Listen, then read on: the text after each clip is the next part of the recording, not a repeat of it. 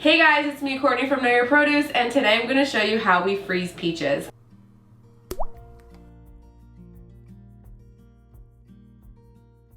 I love to go picking at our local farm and get a ton of peaches, and they're just so sweet, delicious, really juicy, and they are so super sweet.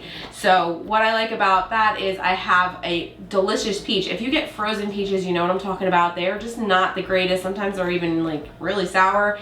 These peaches are super sweet. They're perfect for snacking, perfect for smoothies, sorbets, however you'd like to use them. I'm going to show you how you can freeze them and easily get them out once they're frozen. Let's get started. So first things first, you want to remove any stems or leaves or any debris that you find on your peaches. We did just pick these, so they have quite a bit of stuff on them. They also have peach fuzz, so we want to really wash those really well. I have a ton of peaches that I processed, and all of them needed to be cleaned. You always should clean your fruits and vegetables before using or enjoying. So first things first, I'm going to wash, and then I use a paring knife and carefully rotate my knife all the way around.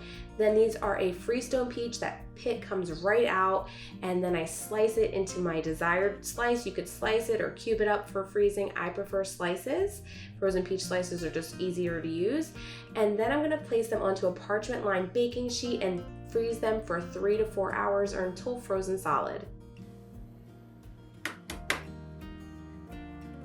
So once your peaches are frozen, the reason we freeze them individually without them touching is so that we can put them into this bag and they'll stay nice and frozen, separated. They won't be in one big clump. So we flash froze them separate and they're not stuck together. My kids can grab in and get a peach slice. I can get a peach slice or two if needed for a recipe. My kids like to nosh on these.